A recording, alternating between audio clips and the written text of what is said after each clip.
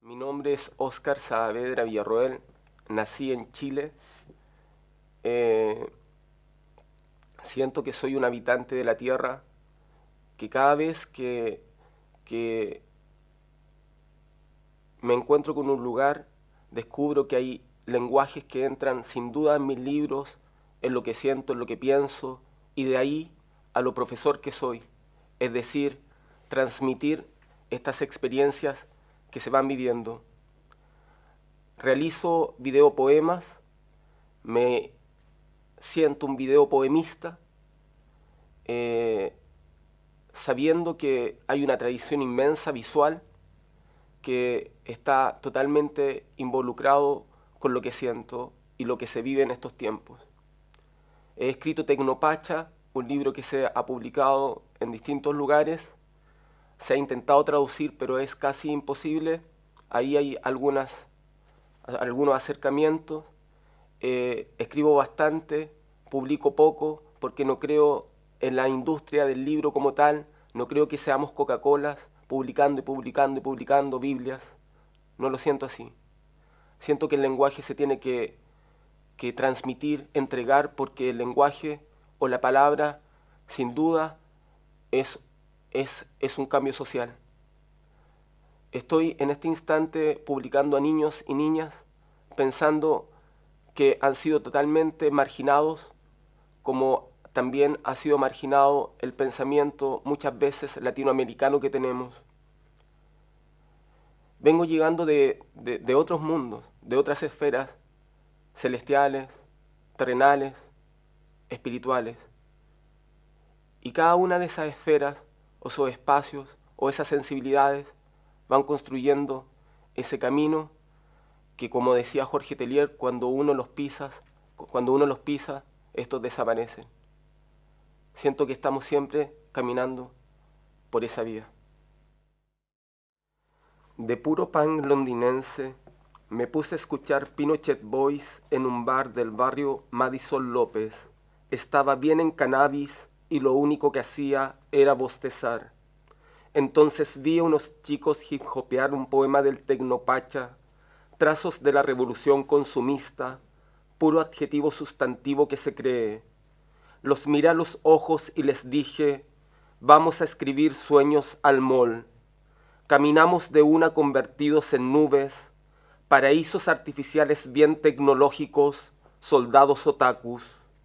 Robamos ropa bien top en algunas tiendas, mientras el sol fusil nos tatuaba los pelos de la cabeza. Nos masturbamos frente a una vidriera San Rafael, escupimos cuanto había de escalera cerro y de shopping me robé mi tan anhelado caballo moto, a todo headbanger poético, a todo texto fantasma, me aburrí y distancié, como las tortugas de mar, de sus crías.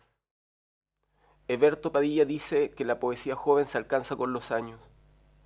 Creo que en esa pequeña frase van adentrándose las temáticas que aborda lo que siento, lo que escribo.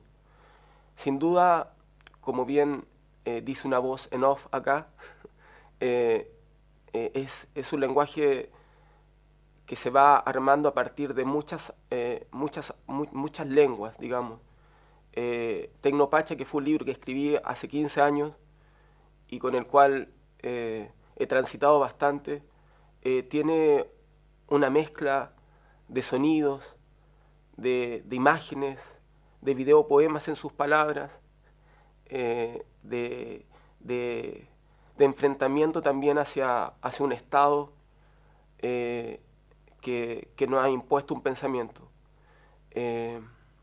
También adentrándonos en lo que son nuestros pueblos originarios, que muchos tienen que decir, es decir, la poesía no se inventó en la escritura en sí, sino se inventó o empezó a nacer desde la oralidad. En este instante estoy escribiendo un libro que se llama Paisidio, en donde ingresan a manera de película, de cómic, de, de dial, de conciencias, a un libro distintos escritores que admiro y que rechazo.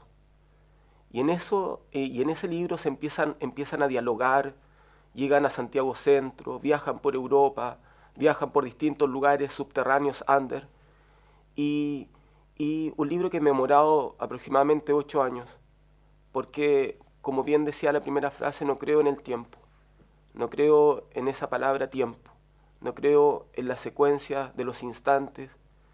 Siento que la naturaleza nos está entregando cada día nuevas formas de pensar, y esa naturaleza muchas veces también se puede captar a través, por ejemplo, de las palabras, de una cámara, de una pintura, del arte.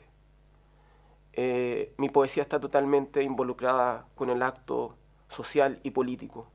La escritura, decía Silliman, es ante todo política. Familia y capitalismo. Imagina una casa vacía. Imagina que en su interior vacío hay muchas jaulas.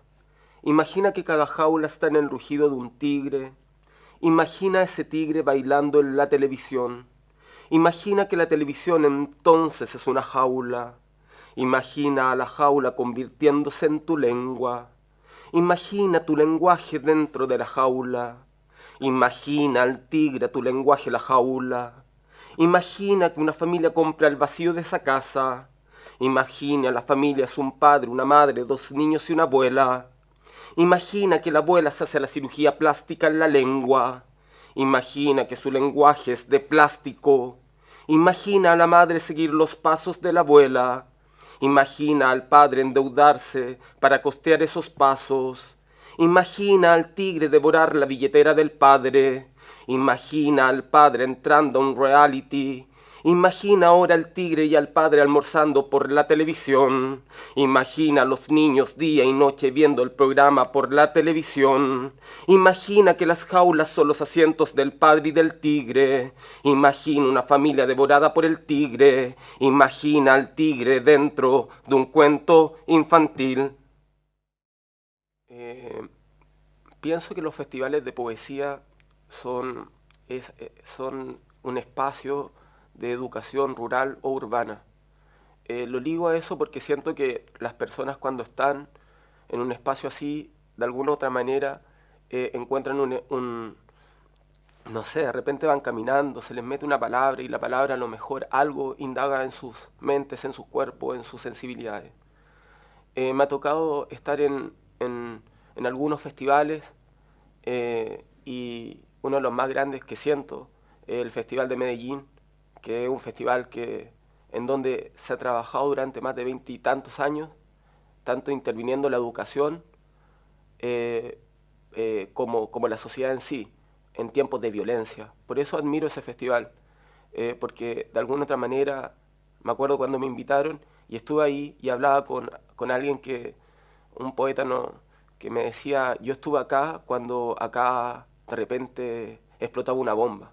Es decir, cómo se atrevían a estar en esa situación y cómo eso fue aportando a la paz de un país o de una ciudad como Medellín. También, no sé, siento que, por ejemplo, el Mundial de Poesía de Venezuela, cuando estuve el año pasado y con todos los problemas políticos, sociales que habían ahí, la gente estaba en delirio máximo con la poesía porque los libros costaban casi nada, o sea, muy poco dinero, y ese acercamiento hacia los libros hacía que las personas estuvieran haciendo filas gigantes para entrar a escuchar a un poeta, a una poeta. Estar en Montevideo para mí es muy significativo por lo que significa esta tierra de poesía, este espacio en donde sin duda se ha escrito muy buena poesía latinoamericana, incluso exportada con Le Tremont, y, y, y que de alguna otra forma nos lleva a entablar diálogos con nuestras pares que vienen de distintas partes, nos da la posibilidad de dialogar en nuestras diferentes percepciones de la vida y por último nos enfrenta a pensarnos como poetas en una sociedad que pareciera ser que el poeta o la poeta es un pequeño under, es decir, casi un texto fantasma que recorre la ciudad o ciertos lugares. Siento que los festivales tienen que unirse.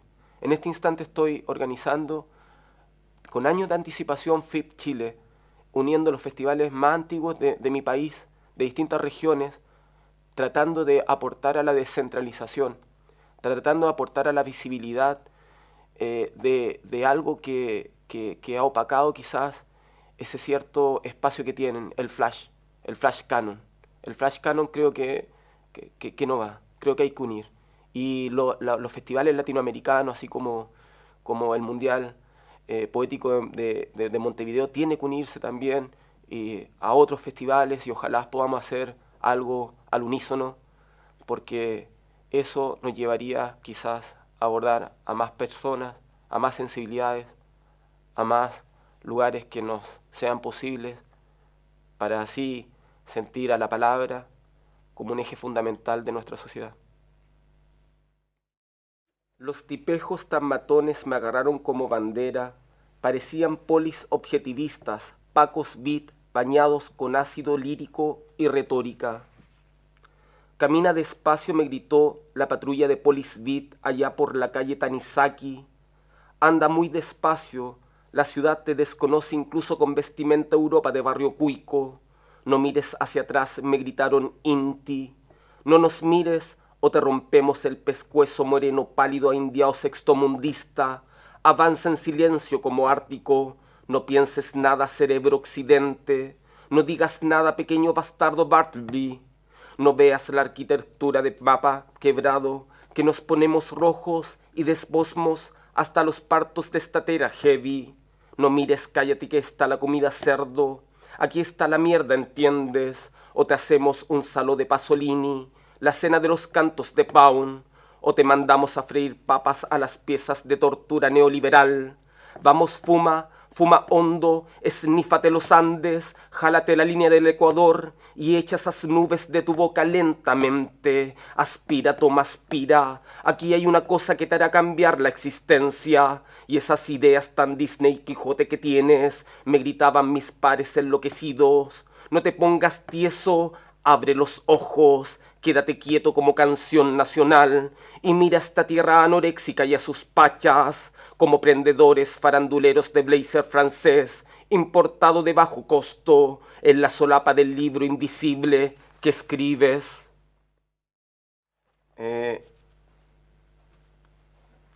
El equipo, hice un equipo más que internacional, nacional, porque internacional me es muy difícil en términos de que son muchos y muchas que admiro y todo, entonces como que dejo de lado. Entonces, bueno, parto por el equipo. En el arco pondría a Gabriela Mistral porque le dieron duro, porque ella fue feminista en tiempo en donde fue súper difícil serlo y, y en Chile no la querían por nada del mundo y llegó a ser premio Nobel. O sea, heavy.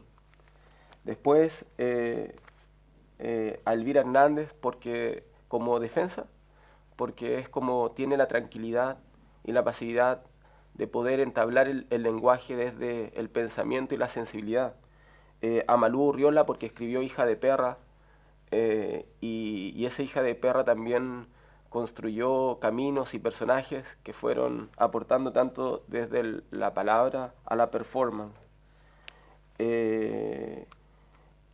Pongo después a Binet de Roca porque, porque el director técnico Pablo de Roca la amaba tanto que, que, que no la podría dejar de lado en este equipo y ella por sí misma tiene unos versos que decía la mesa deja caer sus 4 brazos y una imaginación increíble.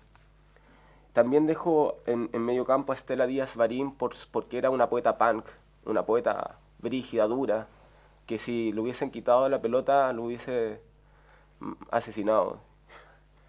También a Soledad Fariña porque siempre en un equipo tiene que haber sonoridad y ella tiene la voz de las rocas, la voz de los colores, el sonido.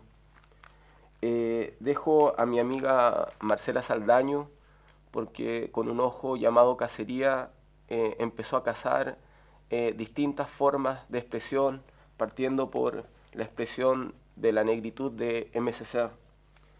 También a la poeta mapuche Roxana Miranda Rupailaf, porque el pueblo mapuche a partir de su mismo mito, que por ejemplo el Chumpal es su libro, tiene la fuerza guerrera, la sangre, para enfrentar un partido difícil.